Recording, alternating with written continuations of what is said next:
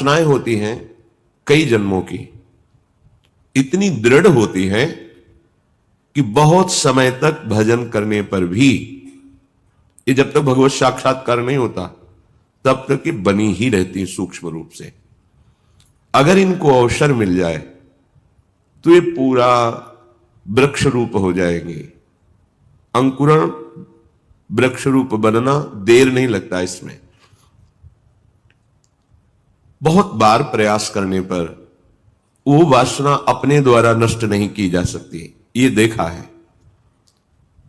उसके लिए गुरुदेव के चरणों में, आराध्य देव के चरणों में मन से बार बार त्राहिमाम बोलकर रोना पड़ता है। ये अंदर की बात कह रहे, आगे चल के देख लेना। आर्त भाव से रोना पड़ता है, प्रभु हार गया, क्या करूं, कैसे करूं। चाह नहीं है पर वासना है। ये एक अजीब स्थिति साधन काल में देखी गई। मन से पूछ रहे तुम्हें चाह है, नहीं, पर अंदर वासना है। बड़ी अशांति का अनुभव होता। कैसे दूर होगी, क्या किया जाए। जो करना चाहिए वो तो करके हार गया।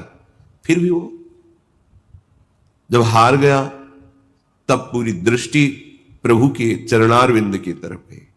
पर धैर्य पूर्वक, ये अनुभव की बात कहते हैं, बहुत काल तक तुम्हारा विश्वास, तुम्हारी श्रद्धा, तुम्हारा धैर्य टूटना नहीं चाहिए। कि हमने सैकड़ों बार प्रार्थना की, इतने वर्ष से मैं जल रहा हूं लेकिन मुझे शांति नहीं हुई, मेरा विकार नष्ट नहीं हुआ। धैर्य, ये शब्द याद कर लो। धैर्यवान रहना, विचलित मत होना, परिणाम में बिल्कुल निर्विकार हो जाओगे। पर वो कितना समय लगेगा ये प्रभु जाने। वो एक सेकंड में भी हटा सकते हैं। और अभिमान यदि गलित नहीं हुआ है तो कुछ समय भी लग सकता है, जलना पड़ेगा, अभिमान गलित होगा।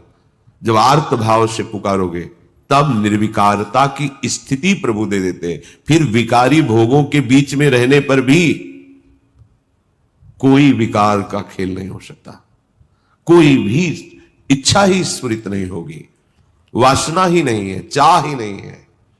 ये बहुत धैर्य से सुनो ना, ये उपासकों के लिए कह रहा हूं।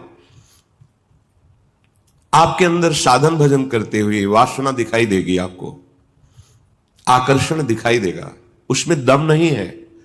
वो तुम्हें परास्त नहीं कर सकती, केवल भयभीत करती रहेगी। वो भी हमारी शरणागति में बड़ी सहायक होती है, क्योंकि सब साधन करने पर अहम पुष्ट नहीं होने देती। क्या अभी देखो ये है ना, क्या अंदर से प्रश्न, क्या ये मलिन वृत्ति है ना, तो किस बात की साधना, क्या साधक हो। तो हे नाथ, अब मार्ग दूसरा नहीं, सहयोग किसी से नहीं, अपनी बात किसी से नहीं कहना। प्रार्थना है, समझ लीजिए, आंतरिक बात कह रहा हूं। अपनी स्थिति की बात किसी से नहीं कहना कि आपके हृदय में कौन सी वासना कितना स्फुरित हो रही, किसी से भी नहीं, किसी से भी नहीं। और धैर्यवान रहना, विचलित मत हो जाना। उस वासना को बढ़ावा देने वाली कोई भी दृष्टि, वार्ता, चेष्टा मत करना। और कितना भी समय लग जाए, अपनी आस्तिकता नहीं हटनी चाहिए, विश्वास नहीं हटना चाहिए। बिल्कुल निर्विकार हो जाओगे, बिल्कुल। यह गुण साधन ते नहीं हुई, तुम्हारी कृपा पाओ कोई कोई।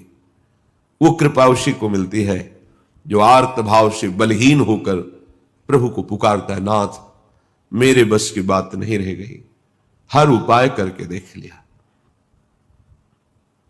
सच्ची मानिए, बहुत ये विचित्र सूक्ष्म बात है। अगर समझ जाओगे तो विचलित कभी नहीं होगे। नई अवस्था साधन मार्ग में बड़ी तीव्रता, जब देखा सूक्ष्म वासना हृदय में है।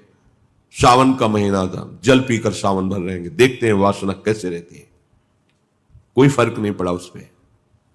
अन्न का त्याग करते हैं, कई वर्ष तक आलू गुड़ जो भी फलवश, कभी दूध मिल जाए, गंगा किनारे या गांव में सेव संतरा अंगूर केला, ये तो प्रश्न ही नहीं उठता।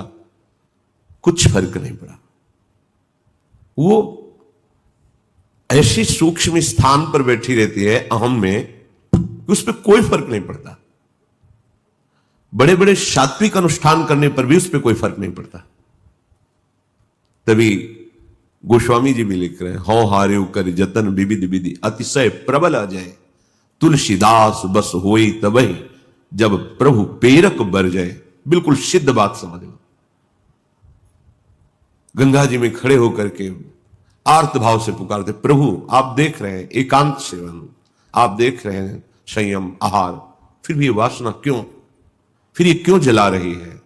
कोई उत्तर नहीं मिलता।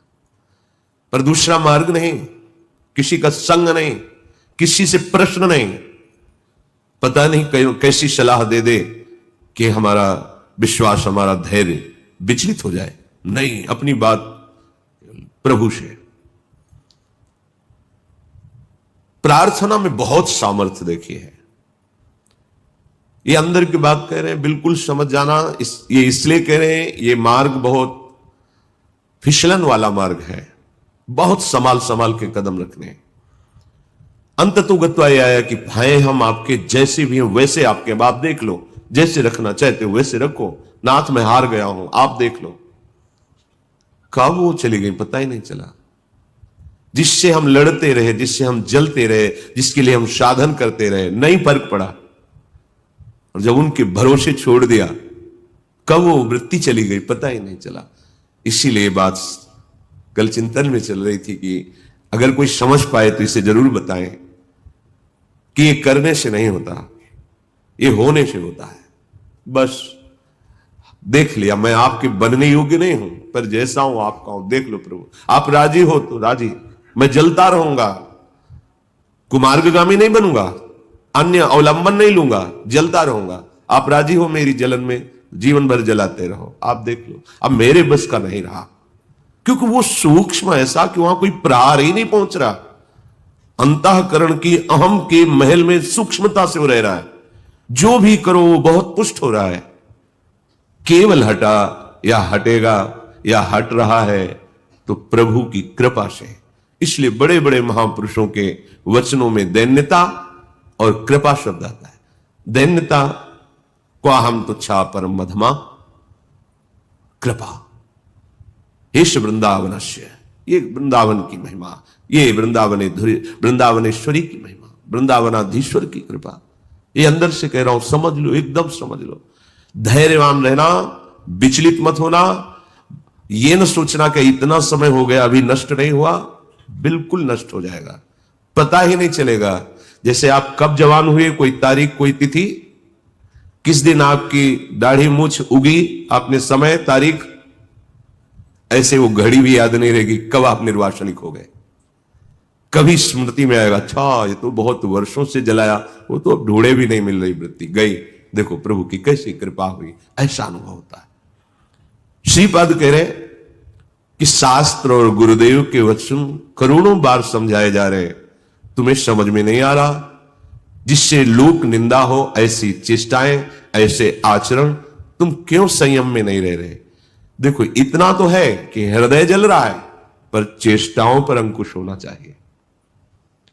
हृदय में चाहत जला रही है संसार के भोगों की, पर हम बाहर से संयोग नहीं होने देंगे। तो उससे क्या होगा, वो क्रमशः हर बार कम होती चली जाएगी, शांत होती चली जाएगी, पर पूर्णतया निर्विकार स्थिति ये भगवत कृपा से होती है।